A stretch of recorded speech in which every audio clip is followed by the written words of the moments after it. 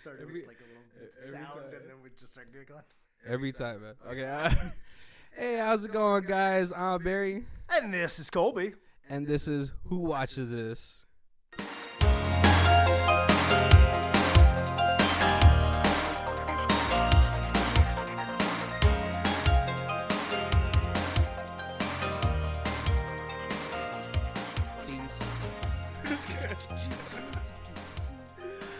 How you doing today, Kobe? I'm doing good. It is cold outside, and I'm from Vegas, and I like it hot. So that part is not friendly. Well, today we're doing a little bit of a different topic again. We're doing action movies, or the lost art of the 80s and /90s action film. And since I'm in my 40s, this is this is my wheelhouse right here. I mean, this is definitely in your early 20s, like high school age of just like action movie after action movie starring Sylvester. So I graduated in 91, so this would have been all high school right here. Oh man. I mean, so before we get into the topic, how do you feel about like the movies that you grew up watching? I thought they were amazing. And maybe that's part of the reason I like bad movies is because really a lot of the 80 movies were bad. Now looking back, you're like, oh, yeah. Every movie I thought was the greatest movie ever is now like my favorite bad movie. But like there's like a slight charm to them, right? Right. Because I guess like at the time of like when they were being made, like the tropes and all that weren't as like abused as it is now. You know, like it's not like everything you've seen over and over again. Right. And as I was kind of going through this list, it was like every movie that's out now that's a sequel started in the 80s. Right.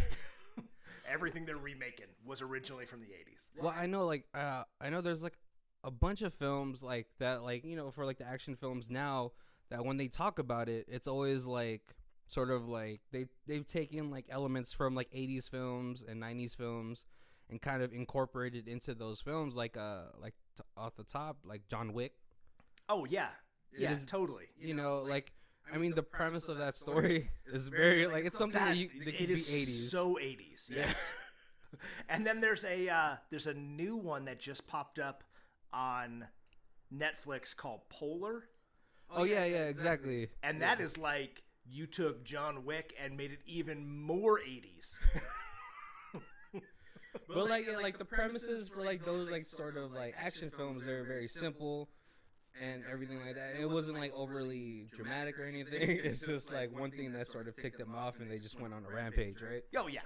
And that's pretty much almost a lot of 80s films, like one man army type of guys, right? Totally. It was, yes. All right, so one of the first topics that I wanted to really get into is actually like the storylines. Like I think we just kind of like crept into that right now. How do you feel about like the storylines from back then, like you know, in your mind today? Well, certainly the stories now are much more complicated, a lot more twists and turns. There's like we're talking in generalities here. Yeah. Well, I mean, like so like Fast and Furious. Yeah, right. Right. It's very grandiose. Yeah. That is really kind of, because I was kind of thinking about it. That's really like your go-to action series today. Yeah. Because I was thinking about that, I was like, every movie in the 80s was an action movie. There was a few sci-fi, there was a few, you know, like romance, a few comedies, but like action dominated. And now it's there's action movies, but it's a storyline with some action. Yeah. Or it's a comedy with some action. Yeah. Well, I just think like if you think about like sort of like the technology they had back in the day, like back in the 80s, like, you know, like they were kind of coming up in the 90s with, like, you know, Terminator and all that stuff. But in the 80s, I think it was just the most, like, cheapest thing that you could do. Right. And that was like, as I was kind of going through this, like, all day I've been thinking about this since we kind of decided this is going to be the topic.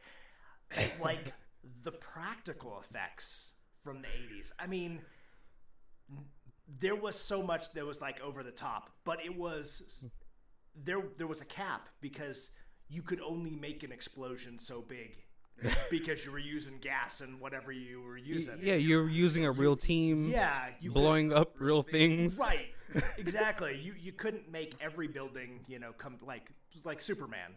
Like he's like fighting through Metropolis, and they tear down that city. Like, that wouldn't be something that was possible. Where you had, like, the 80s Superman, where it was like he was certainly super powerful, but there wasn't, like, he wasn't tearing down buildings. He was there was still a little bit more realism to it because it was you couldn't just, well, we'll just computer animate, you know, a planet blowing up. without it looking like the old Godzilla movies or the old Power Rangers, where, like, exactly. everything was a miniature or something.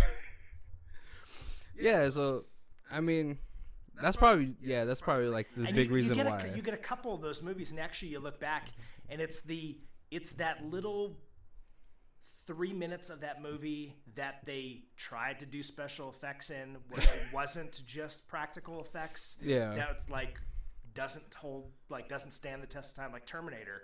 Terminator's still amazing, except for that, like, 3-minute spot after the gas truck blows up, and it's the first time you see him all robot, and you see him walking, and it's just like, oh, that is so bad. Oh, the first, we're talking about the first Terminator, right? Yeah.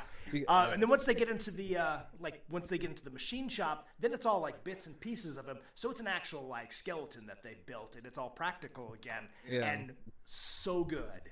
It's just that, like, weird 3-minute where they tried to put it on him or whatever. Yeah. But I mean, T2, it still holds up. Oh, well, you know, that's no longer an 80s movie. Now we're like, I thought we were doing 80s and 90s. Yeah, I went all 80s. All right. Oh, so, like, one of the things that I really did sort of notice, like, looking back at, like, the older action films, is that, like, the scale was always like manageable. It's always smaller, you know. It's always like, we gotta save, like, this town of, like, 500 people, or right, yeah. we gotta stop these band of robbers, or, like, this crime organization. But, like, today, it's always like, oh, we gotta save the world. Yeah. Oh yeah. Yeah. There's never, like, you know. I think that's why, like, I think we had talked about it after we had seen the Ant-Man and Wasp film, after the Avengers film. Yeah, how much I enjoyed it because they had pulled it so far back, and it was. Yeah, it was just like, it was like relatable. Like, oh, you know, it's like a heist, right? I need to rewatch it. It just came back on Netflix. But yeah, is there anything that you miss from, like, the 80s, as far as, like, storyline wise? Story-wise, like, they had some good stories. They had some bad stories. I think it was just the way things were put together, and it was just, like, pure escapism. You weren't really, like, thinking what's going to happen next, and where's this person, you know, unless you're watching, like, Halloween or something. You weren't thinking, like, where's this person hiding, and who's going to be, you know, who's really the killer, and that kind of stuff. It was like, whoa, who's Arnold Schwarzenegger going to kill first? You know, how's he going to shoot a missile through, you know, this building to kill the guy who's, you know, in the car on the other side, or whatever. Well, okay, so before we, like, escape, like, the storyline thing, what would you say would be your, like, favorite storylines from the 80s? Since you went all 80s, I was more in the 90s, so I'll answer afterwards. Well, you're like 10 years younger, so, like, that's so much more you. I don't know. There was like what storylines really drew me. Or like what movies, like, you know, what movies were like the ones that like you remember the best, like off the top of your head. Like certainly like probably the ones that stand out to everybody. Like RoboCop was huge. I remember seeing, like, I don't even know what movie I went to go see, but seeing the movie poster. I had never seen the trailer for it or anything, but just seeing the movie poster was like, I have to see that movie. And it's okay that it's rated R and I'm 14 because we're in the 80s and they don't care. And they were just like, yeah, come on in. I remember going to the theater. We had a theater that was by my house, and the window was like right up, like the ticket window was like right out on the not on the street, but it was like right out on the parking lot. Okay. And like my mom would drive like me and like 4 of my friends, and we were like 12, and we would get out and like we'd go up to the ticket counter. And the ticket guy would just kind of like look out at the car. My mom would give him the thumbs up, and he'd be like, "Rated R tickets for all the kids. Come on in, guys." It was a very different time. Yeah. I'm surprised you never got kidnapped. Yeah. Actually, it wasn't even something we thought about. Yeah, exactly. I mean, that theater was close enough that like by the time I was like 14, I mean, every other weekend we were walking up there to watch a movie, and movies were like $2-3. And popcorn was actually affordable. Oh man, I think one of the films that, so I grew up watching Jean-Claude Van Damme. I don't know if it's like a Filipino thing.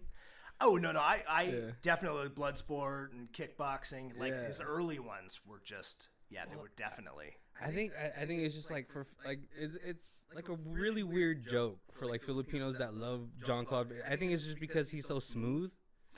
You know, as far as like the action stars of back then. I mean, you had like Sylvester Stallone, Arnold, what's it called, Chuck Norris, right?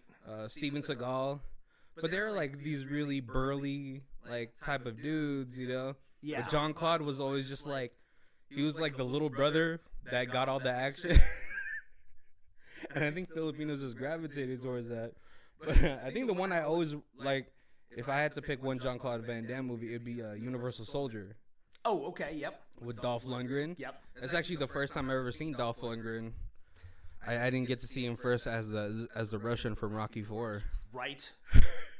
But yeah, I always thought that was like a really cool storyline, reanimated like Vietnam veteran soldiers.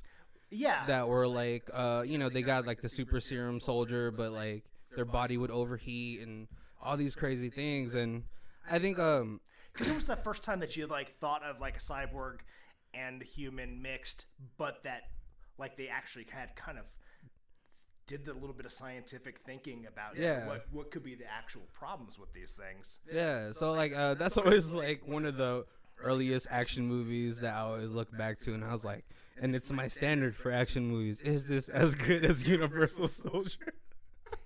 Yes. But yeah, Bloodsport was also like one of my favorites too. Yeah, that was Bloodsport, and then kickboxing. Yeah, and that was like it should have just been called Bloodsport too. It was like so similar. I know, like they just changed a little bit of things around. Right. Oh, that. Also, Double Impact. Double Impact. You know, two Jean-Claudes. Right. But I still like. It was funny because when I thought about that movie, there's also the Jackie Chan film, Twin Dragons. Right. Which I was like, I don't know which one came first, but you know, whatever. So I want to go into the next topic. I wanted to actually go into like the hero of all these action films that we love and hold so dear.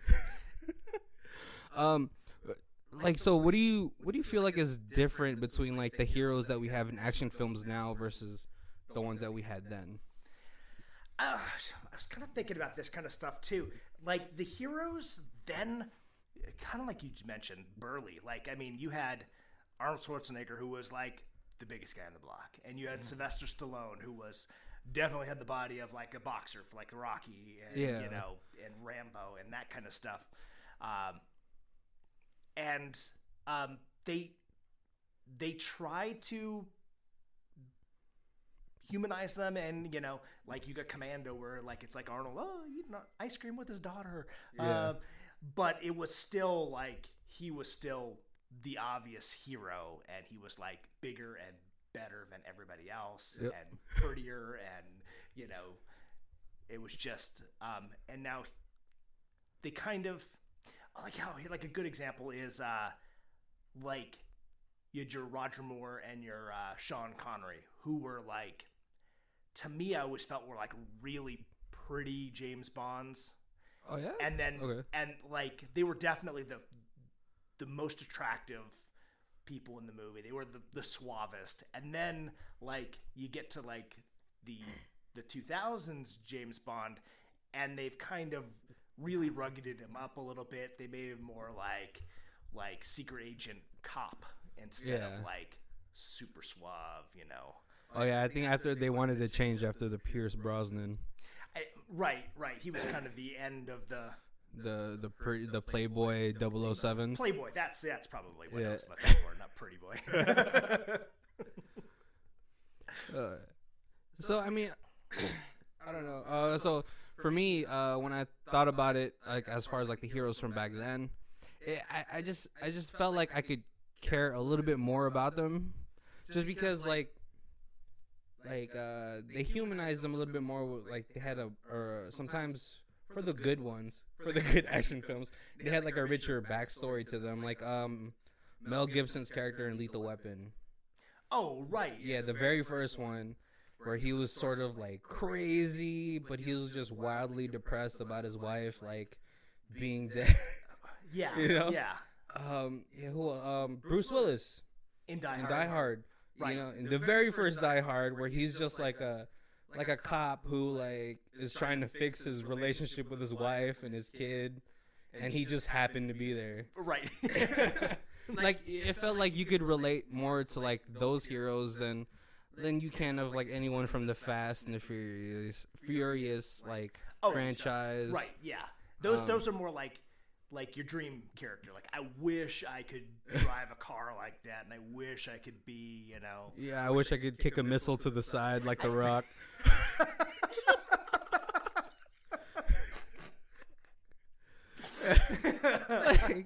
like they do like a lot of ridiculous things, so you can't really like relate to them. And I think it's really hard for me to think about a movie besides like maybe John Wick and like like I would kill somebody if they killed my pet, as Right. So yeah, I just feel like we sort of lost like that art of just like having a good hero, but not like this hero that's like pristine, like very like I love Jason Statham, but he does, and he's a great action hero. Yeah, but he's not like, you don't ever feel for him. Like you're poor guy, he's got a hooker in the trunk that he's transporting. He doesn't want her to get killed, so he's gonna try to save her. But there's never like a real connection. Yeah, there's never like you can never see yourself in those shoes. Right. Whereas, and it's also I guess in your head, like you start thinking, you're like, if I really work out a little bit, I could beat Jason Statham's ass. But it doesn't matter how much I work out, I'm never gonna be able to beat Arnold. He's always going to crush me into dust. Yeah, or like you can see yourself like, if I was a cop, maybe I could do Bruce Willis in Die Hard, Right. There's like these things, but like then you see like the degradation of like I forgot what's his name, Bruce Willis's character in Die Hard. It's McClane. You see like through the films, like I think I have like 5 now. Yeah. Like or something, but by like the 4th or 5th one, he's sort of like just an asshole now. Right. like this super cop asshole. That. Yeah. Yeah, and I don't know, man. What are some of your what is like one of your favorite like heroes from your old film, from the old action films? So it's gonna sound really dumb, but forever, like, and even still today, Conan the Barbarian, favorite movie of all time. Conan, and I mean, like, It's got a little bit of like humanizing. They show him as a child, and his parents get killed, and they take him and they make him a slave, and then they make him fight, and basically he gets so good that they kind of let him escape because he's earned his freedom. Yeah. Plus he's unbeatable, kind of thing.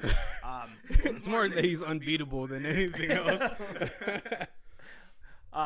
But yeah, that movie, and it's got that little bit of like love story to it that I thought was dumb as a kid. I was like, why is that even in there? And then like as an adult, like you look and it's like, really, it's like this is like a weird kind of love story about like these two people who meet each other in the worst of times, and they get through it, and then she loves him so much she comes back from the dead to save his life. It's kind of... So it's like a romantic action film? Weirdly, yeah. But as a kid, you just thought it was just an action film, right? Oh, yeah, just an action film. It was just big guy with a sword just cleaving his way through Samaria or wherever they were. And that was like prime Arnold, right? Oh, yeah. I think for me, like my favorite is probably... It's like the sort of like... It's Arnold also... But it's Arnold in Terminator 2. Okay. Like you said, like 90s is more my deal. And so I actually just watched Terminator 2 before I even watched Terminator 1. Okay. So Arnold was like, I was like, oh, wait, he's a bad guy? I don't want to watch that. Which is probably why all these action heroes never wanted to play bad guys.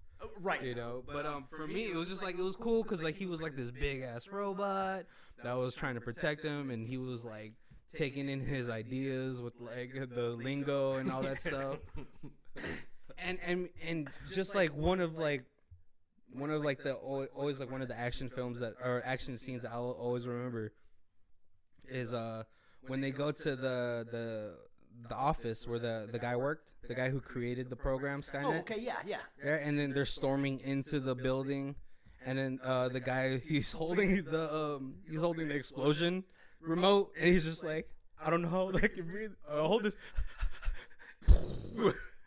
It's always like one of the coolest things. But I always felt like for Arnold in that movie, he was like this cold machine that didn't know anything, and then throughout the story, you see him becoming a little bit more human, like just having these human emotions.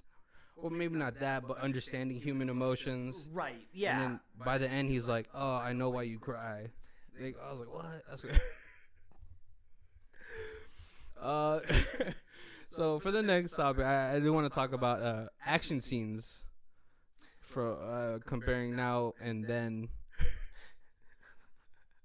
So, like we had stated before, a lot of the actors, your action heroes from the 80s and 90s, they're for the most part really big, burly guys. Right. I think did Dolph Lundgren do like a couple of like action movies, or was he always like a bad guy until like? No, he had done some. He was like Red Scorpion was a movie of his where he was. It was kind of like a Punisher, and he was Punisher. Yeah, was that in the 90s or? That was either late 80s, early 90s. It was right on that cusp there. Yeah, I haven't seen it, so I can't really see him as Frank Castle. Was it good? It was. Yeah, I thought it was. He did a good job. Was it because it was like was it because it was just like a lot more brutal, than the one I think they released in 2004 or something like that? The other two were both subpar.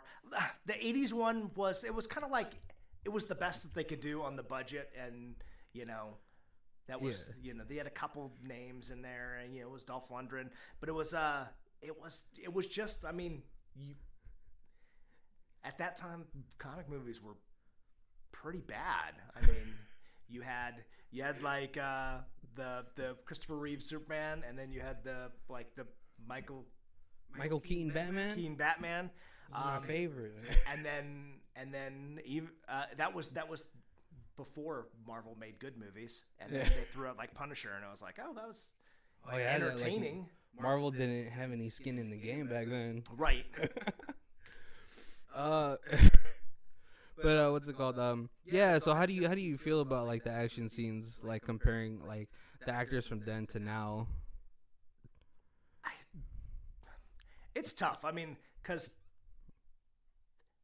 again, we go back to like practical effects. There was only so much you could do because you couldn't just like computer animate the explosions and the people dying and blood and all this kind of stuff. And when they tried to, it was very obvious that they tried to. So I really preferred that they didn't. I mean, just go all practical. Right. And it was, it came out amazing When they did, because you knew all that stuff was really happening.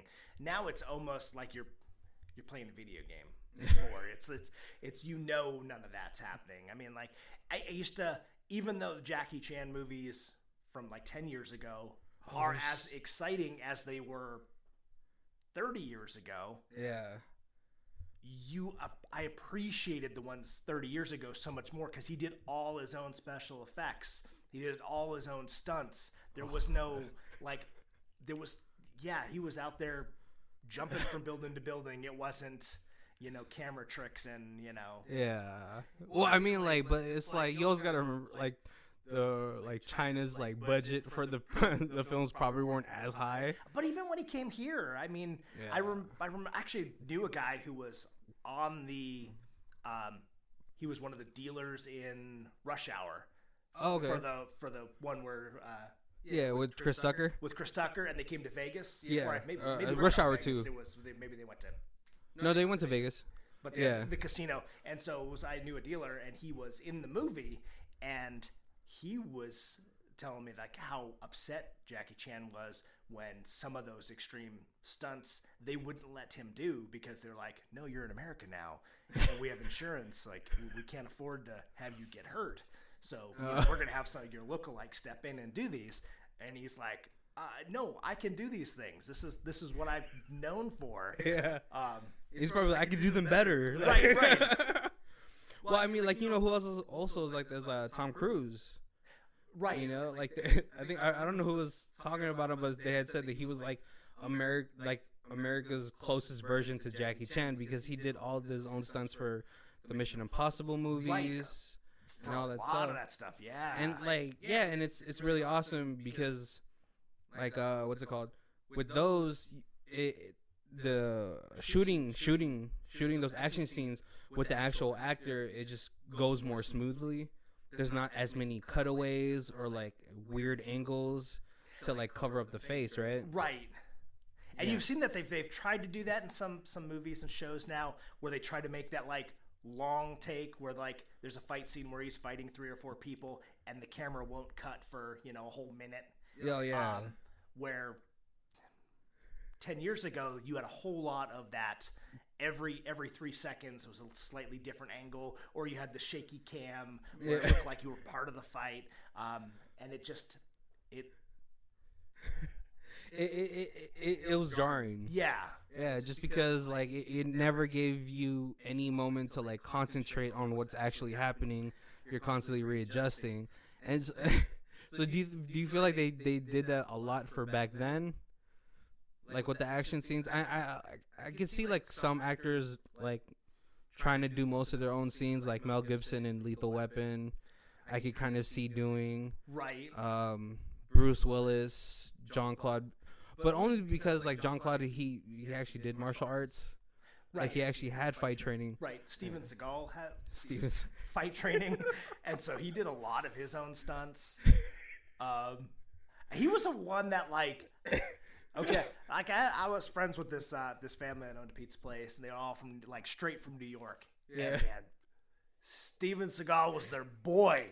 It was all East Coast. Like they were like nobody is better than Steven Seagal. And out here on like this side of the country, it was all like, hey, he's all right. He's a cop that does some karate. Jackie Chan will kick his ass. Was Jackie even a thing back then, or is this like you're talking about now? No. This is like before. Before, yeah. Okay. Yeah, now Steven Seagal's. I don't know. I've heard he's still a badass, but he's put on a few pounds. He's become portly. Yeah. Yeah, so like I mean like definitely with the what's it called, with the action stars that could do like martial arts or do some, it was always a little bit better. But with like stars like Arnold and like Sylvester, like the action always seemed to be like a little bit slower, right? With like Predator, Yeah. like and Sylvester was a little bit faster. I feel like only because I think he's had like the boxing and the dancing experience, because he did that one movie, right, where he was a dancer. Yes. Yeah. I think right after Rocky. So he was a little bit more slimmer, and then he just put on weight like later on in life. So like it's a mixed bag from before, right? I mean, like I guess you could sort of like weigh in for both. Like before, it was like depending on your action star, like you could do certain action scenes, right? Yeah. But I think now it's more like they want their actors to be able to do these things themselves. Yeah. No, totally. I mean, like, and back then, like, I mean, if you had somebody who was jumping off a building or they were flying or something, I mean, you were limited to the invisible cables that could, lift them and swing them. Where now it's like, okay, Spider-Man's gonna go from the Golden Gate Bridge over to the, to the waterfront, and it's just okay, like, boop, let's cut, animate, do, and he swings across, and But and also one of the other action scenes, I know I keep bringing this up, but John Wick, like, how do you feel about his action scenes, like, from today's standards, or do you think like a lot of the scenes from that is like taking inspirations from like the older, like more visceral, like action movies? Oh yeah, no, definitely. I mean, it was definitely like a homage to 80s action movies. It was very like cerebral, right? Very ruthless. It was one of those ones I had never heard of it. I didn't know what it was, and I was just like, Keanu Reeves can't be bad, right? I'll watch this. And I started watching it, and it was no story really, but it's nonstop action from beginning to end, and like it's gripping. I'll totally, it totally took me back to those like 80s, just those 80s action movies. Sir, all the story you need to know is that somebody killed his dog. I still haven't seen the second one, so I don't know what that one's about, and I know the third one's coming out. So I have to catch up. But yeah, it's like it's really funny, yeah, because like you said, it's nonstop action with a little bit story mixed in here and there, like sprinkled throughout. But that's definitely like an 80s or like 90s inspired type of deal. Where, right? Yeah, like every police action movie, every revenge action movie, everything was what it was. It was like, okay, we're gonna start off with a little story. Something tragic happens. It's action time. 45 minutes later, we get a little bit of story. We kind of, we need a little break or like a little dilemma. Right. And then it's time for the final action scene, and boom, let's go. Yeah, I think one of the only times I feel like shaky cam has like ever worked was probably for like the Bourne movie, Jason Bourne. Okay. Like the one with Matt Damon, not with Hawkeye. Yes. It's really weird. It's like because I think I rewatched it like a while ago, and I just like, it was one of those where like it was shaky cam, but they never cut away from like the actors' faces, so it made you sort of feel like instead of like them not being able to do these things, that they were just like it was like it made you feel like you were in the room with them. Yeah. And I think that's the only time shaky cam has ever worked in an action film. Yeah. Right. Like in Lethal Weapon, they have that last fist fight out in the front of Murtaugh's yard, where it's all shaky cam, but it's really only like 2-minute fight scene, and it's like it does draw you into that fight. Yeah. But it's not extended, like you said. It's like jarring. If it's a whole movie, like Blair Witch, like just that was that shaky cam the entire time, and like people were like, oh, you get seasick, watching that shaky for an hour and a half, an hour and 40 minutes. The same thing happened, I think, for the Cloverfield movie. Oh, right. I don't know how it didn't happen in the Hardcore Henry movie. I could see it happening in that too. That was Yeah. I really was excited to see that, and I didn't enjoy it because it was too much that. There was actually a film that came out of South Korea called Villainous. It's about this female assassin, but for the first like 5 to 8 minutes of that film, they actually use like the POV portion. Okay. So it made you feel like, okay, this is kind of cool. And then after that, it left that point of view and actually went into a good movie, unlike hardcore. Okay. And like one of the other movies we had talked about, Doom. Dude, They had that part where he takes the Oh, drug, yeah. and then all of a sudden he's in that first person that view. first person, but it's only a couple minutes. Yeah, see, and I think that sort of style works if it's like in very short spurts. Yeah. You know, just like, okay, cool, it makes you feel like you're in the action, and then boom, you're out. Right. So for like the action scenes, also for like now, it's a little bit more, it's a lot more choreographed and fluid, right? Definitely. Which is like it's good, but it's also like if it's choreographed too much, it starts looking like Staged. yeah, like way too staged, like a theater fight. Yeah. You know, and I think one of the most prime examples is probably the Star Wars Revenge of the Sith, Obi-Wan against Anakin, where they're just like, Right. Yes. but It looks very rehearsed. yeah, and you know, I know a lot of people are gonna say like, oh well, they're just such a high force level users that they're constantly predicting. No, it's definitely staged. But I think, like, do you like the choreographed fighting, or how do you like the fight scenes to look like? I want them to be choreographed, but like kind of like you're saying, you don't want it to look choreographed. You want it to look natural and fluid. Where it's kind of like I like watching like, you know, martial arts movie, kung fu movies and stuff, because like literally one of my favorite fight scenes ever is the two girls in Crouching Tiger, Hidden Dragon when they're Michelle Yeoh and Zhang Ziyi, when they're in the little dojo and she's got the sword and like the Green Destiny. Yeah, and the other girl's like, give me the sword or we're gonna fight over it. And she kind of goes through and she picks up just random weapons off the wall. It is just, it seems very natural, like they were really fighting, but that has got to have some hardcore choreography behind it. Oh yeah, it's like it's one of those like ones that are so like choreographed that it does look like a dance. Right, yeah. But like you're sort of like when you watch those type of films, you have your mindset in that it's gonna be very like, you know, I mean, you know, like adjective. Pretty almost. Like, yeah. And so but like in other action films, like you know, something that's with Arnold, can you ever imagine him doing any of that? No, right? And so I think with the action scenes from back, like, you know, it was more visceral, like not visceral, but more like brute force type of deals. But I always go back to this action scene, just because it's sort of just like one of those like slug 'em out fights. It's I think it's with Rodney Piper.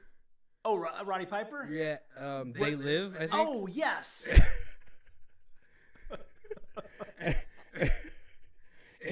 Like, if you want to see this fight, just type into YouTube "longest fight in a movie ever," and it's with the guy from Tales in the Hood. He was like the narrator for that. I forget. He's always like in films. He's in a ton of stuff, but I can't remember his name either.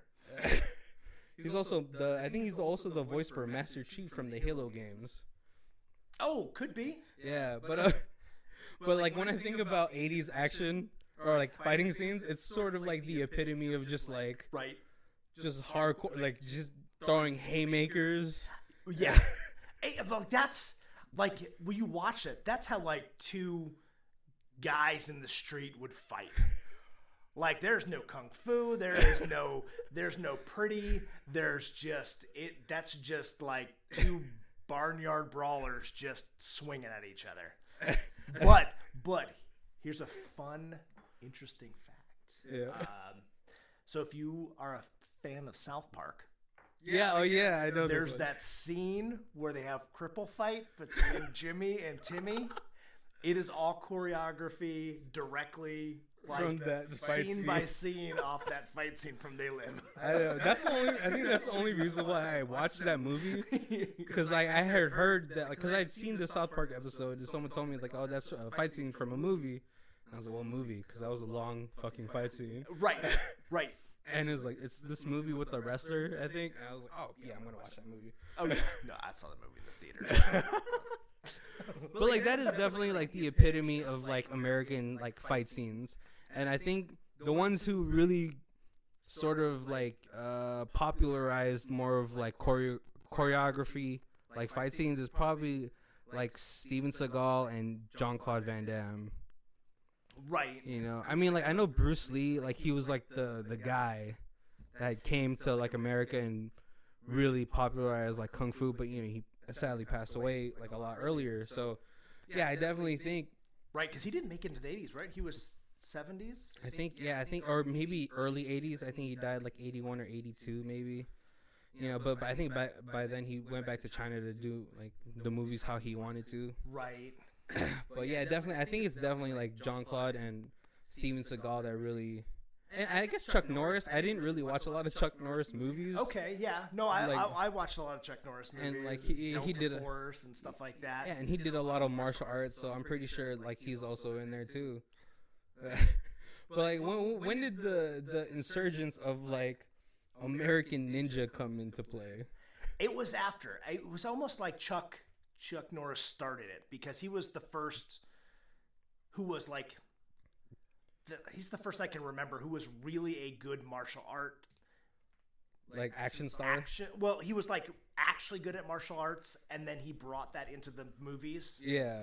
And then and not just as I'm fighting against Bruce Lee, who's obviously good at martial arts. Yeah. He brought it into like, you know, police action and stuff like that. And so you went from that Clint Eastwood Dirty Harry cop to like more martial like arts cop, and then I think that kind of spawned the ninja craze. That ninja craze. I hate to say it. Well, ninjas still were mainly Asian, but at that point, it was all of a sudden it was like after Chuck, it was like it's okay for white people to be good at martial arts in movies. Yeah, well, I mean, it's like if you think about the time, like you know, like Bruce Lee was teaching American like people all like how to do martial arts, and I think that's like one of the conspiracies of why he like died, because he was like teaching like Americans how to do kung fu, and so like yeah, it was like it was very stigmatized, I think, for like a you know in an action film like oh whoa you can't do karate or kung fu, right? And so yeah, it's definitely like because I remember like the influx of like American Ninja, Gymkata. Oh yeah, yep. But yeah, they had a couple good ninja movies, and then it was once ninja became popular, yeah, and then they were like, let's go, you know, balls to the wall. We'll make all these. All right. Well, tell for our audience what's your favorite ninja film.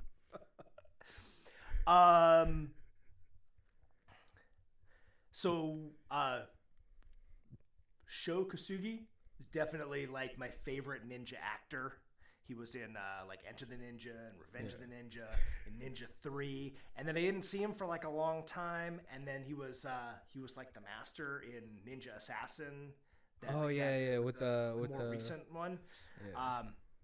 But Ninja 3 is the most over the top, crazy ninja movie. It's totally based on the premise that only a ninja can kill a ninja. And so it doesn't matter how many police officers shoot the ninja. He's going down, but he's not going down permanent because they're not ninjas. And so they got to import a ninja from like Japan to finally take him out. But it is, if you want to see one badass ninja against the entire California police force, and win, that's the movie to watch. Okay. One of the other things I did kind of want to talk about also is there's not a lot of female action stars, correct? Off and on. I mean, they try to do what Bridget Nielsen and Grace Jones, and they tried to bring in some, but they ended up being like back in the 80s. They ended up trying to bring in like Arnold and Sylvester Stallone were the biggest, buffest guys. So when they tried to bring in like their female action stars, they try to do that same thing where they had like the very almost pretty but almost butch. Like I hate to say it that way. No, but it's definitely like the look that they were like, we need to like sort of like have a female in here, but like not too like feminine or anything like that. Yeah. Someone who could run with Arnold or Sylvester Stallone.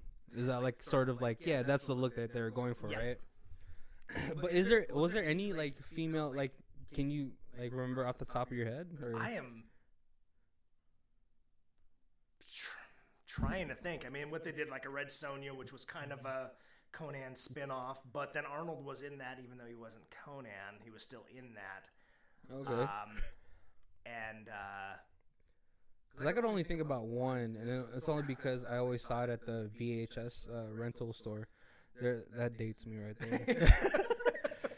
Like La Femme Nikita or whatever. Okay, yeah. I think who was in that? As like I think was it Bridget Fonda.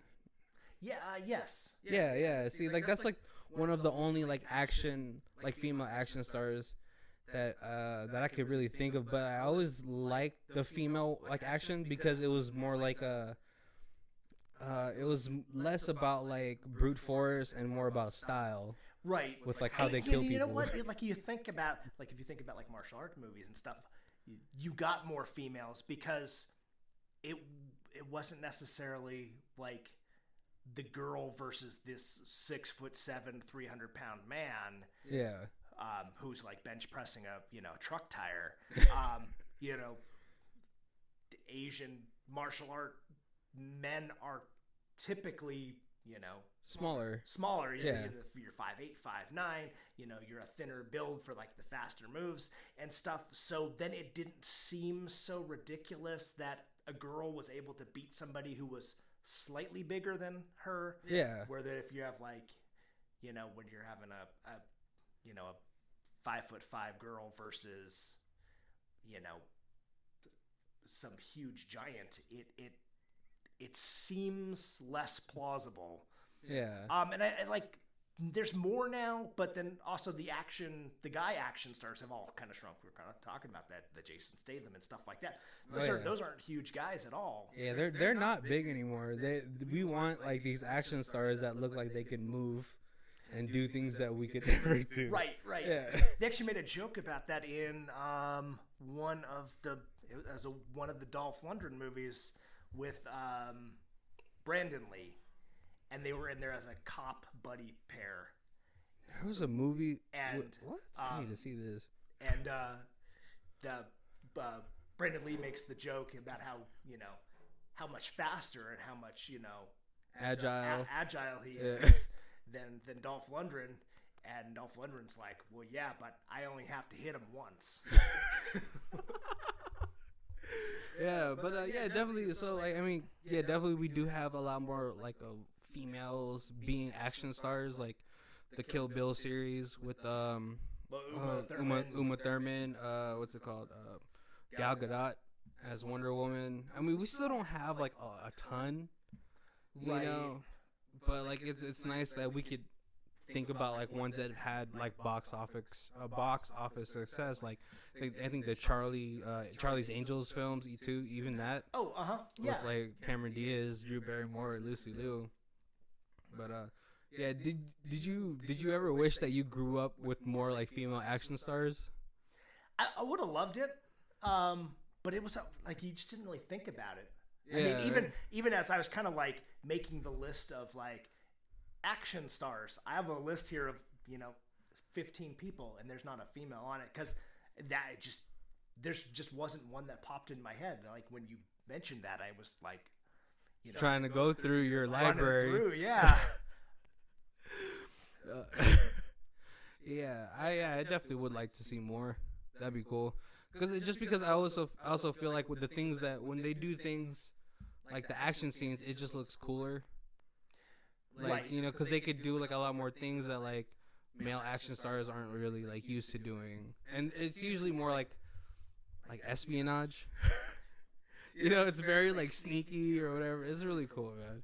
Oh wait, what did you have right? I'm sorry. What did you have right in there?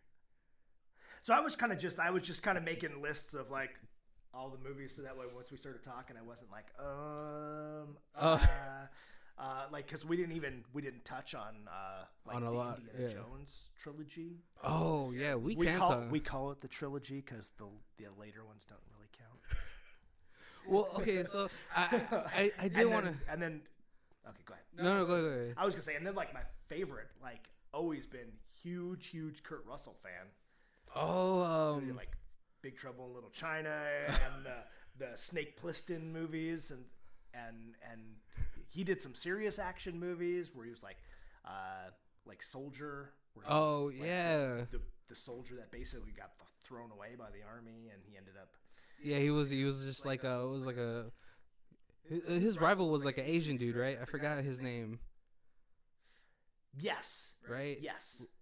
Oh yeah, I do remember that film. Was Thunderdome an action film? I don't remember. Oh the Mad Max, Road Warrior, Thunderdome. Yeah, see, there's a lot of films that we didn't really get to touch on. I also like, man, Indiana Jones. I'm sorry to say this, but I think I've only seen the one with the Nazis. Well, that's 1 and 3. Is that the third one though? The first one is all Nazis, and that's after them going after the Ark of the Covenant. No, it's the one with the dad. That's the third one. Yeah, that one's also all Nazis.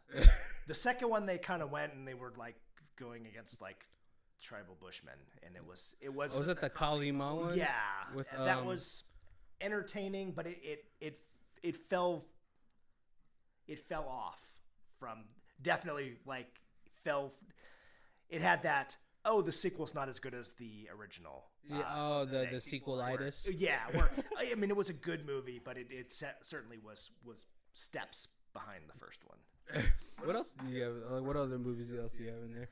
Wait, hold on. This so now we're just talking about random stuff. Like Conan, because we had like Commando, Running Man. I freaking loved that movie. Oh, that's Arnold too, right? That was where he was like a prisoner, and then you could run the game show. Yeah. And if you won the game show, then you like won your freedom.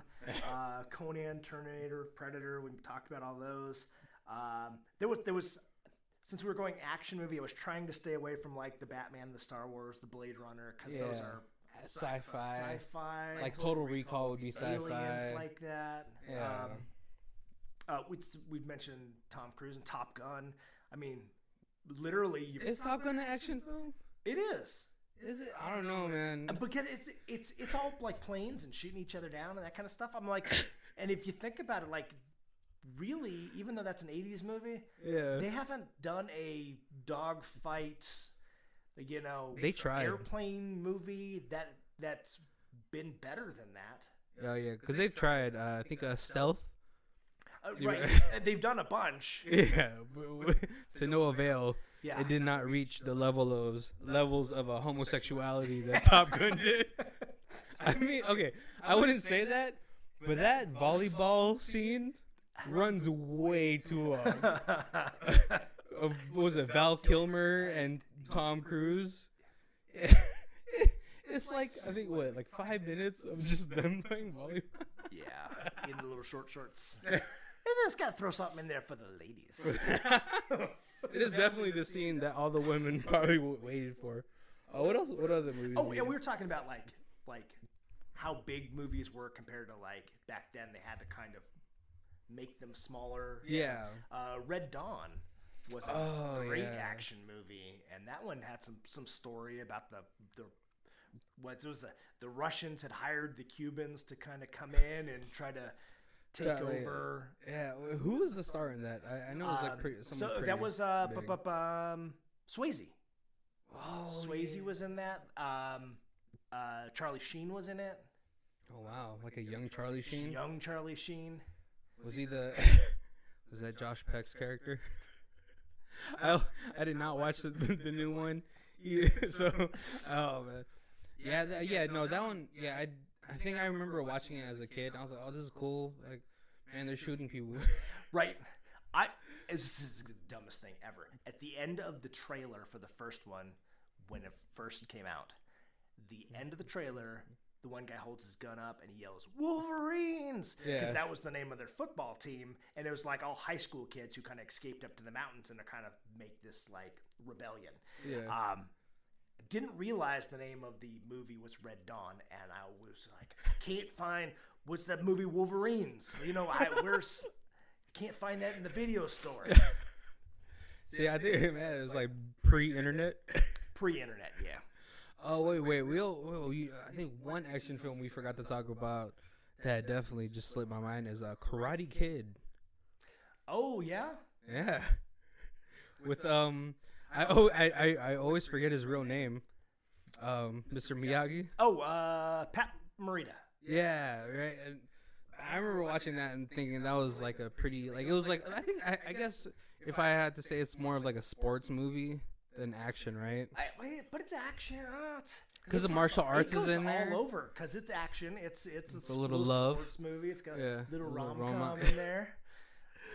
Oh man. Okay, so we gotta start getting to the end of the film.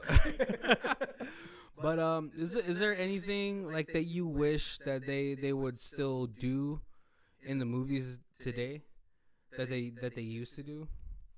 Like I said, I'm just a fan of practical effects. That was probably the biggest thing that I miss. And like the most recent Mad Max movie. Oh yeah.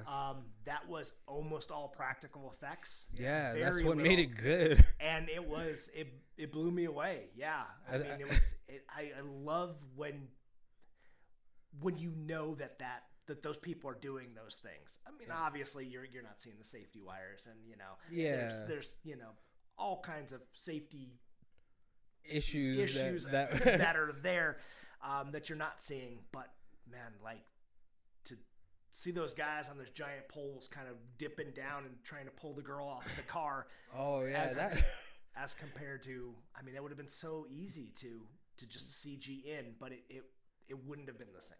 Yeah, it would have like had this like it wouldn't have looked the same either. You know, like it's like CG is not as bad as it was. Like, you know, it's really good now. CG's amazing. But it's still like, I think there's something that adds to it when you have those people actually doing these things, right? Well, like, it's like so.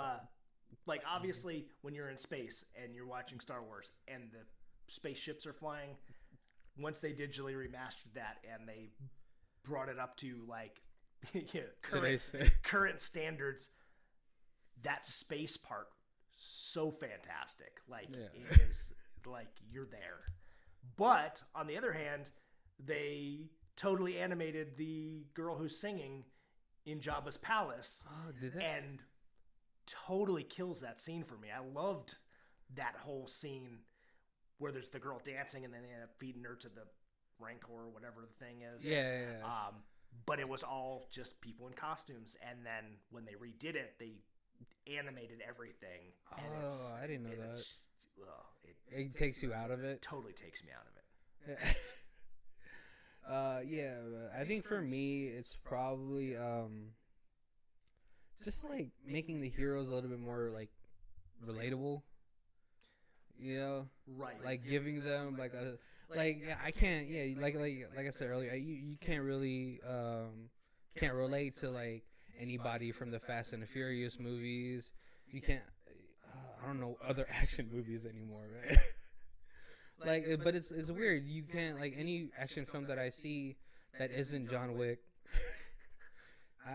You really can't see them. Like I just like that back then they would have like these main character action heroes who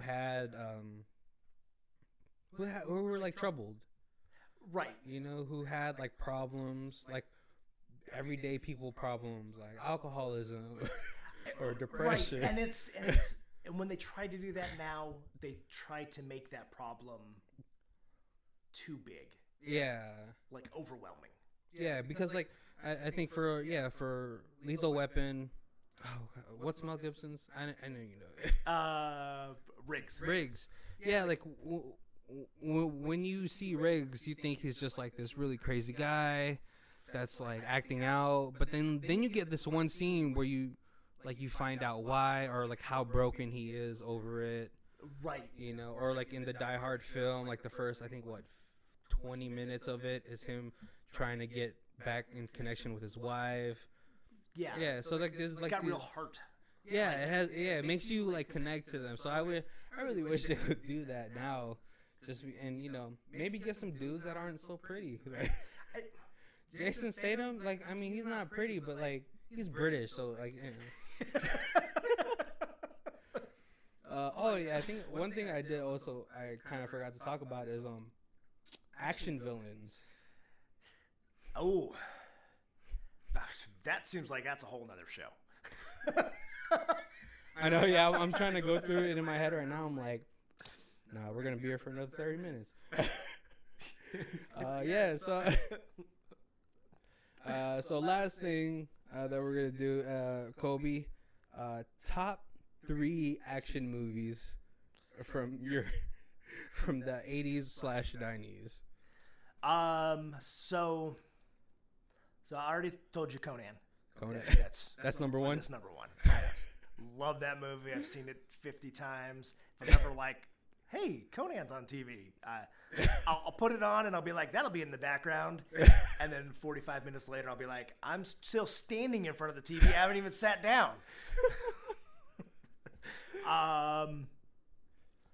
Big Trouble in Little China. I need to rewatch that. Really, really like that movie. That's another one. Got great replay value. Some of the special effects in that are a little dated. now that things are so good, you look back and you're like, on some of that stuff. But I wouldn't want them to remake it. I don't. Was it in talks ever about being remade? I'm not sure. They remake everything now. Yeah. So, because I couldn't see anybody but Kurt Russell playing that part. What about Kurt Russell's son? I don't know if he has a son, but you know.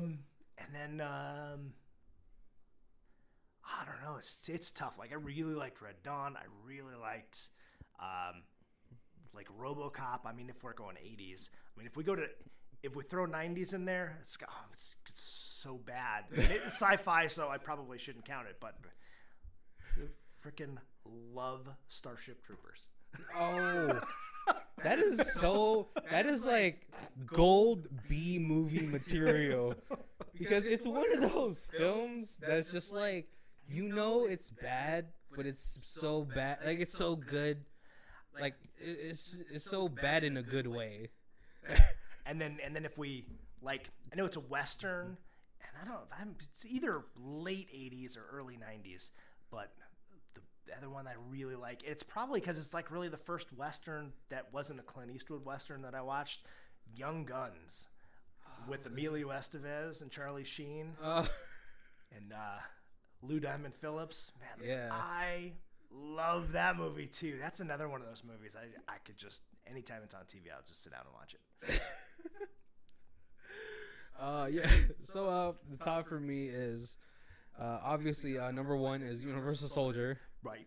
It is dope. You do get to see Buns of Steel in that film for all you ladies. 2, Terminator 2. It's just so good. It stands the test of time. I've seen it in 4K, and it's still like I thought like, you know, when they start converting all these old films into like the newer media, it starts to like the whatever is happening to it starts to degrade. No, it just looks better. It's just one of those films that just looks better. They did it right. Exactly. Number 3. It's hard. Narrowing it down. Yeah. What's a good one? All of it's John Claude. Damn it. It can be. Bloodsport. Yep. He could be your boy. Yeah, it really Bloodsport, man. I mean, like, I love how like a lot, like I think like in 2 or 3 films, Bolo is in all the Jean Claude Van Damme movies. He's not in everyone. But he's like I always feel like he's in it. You know. Yes. But yeah, it's probably those 3 just because like I remember watching them the most as a kid.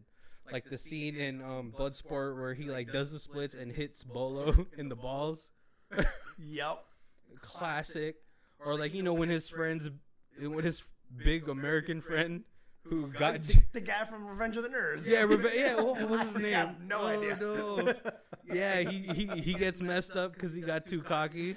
Yep. And he puts the bandana on his knee for the final fight. It's so many memorable parts in these Jean Claude films. All right, guys. Well, that's our episode for today. My name is Barry. This is Colby. This is Who Watches This. Also, I wanted to just put in the show at the very last part of the notes. Our theme song is by Rosevere. It's called Arcade Montage. It's on freemusicarchive.com if you want to check that out. It's on the Music for Podcast album. So, thank you.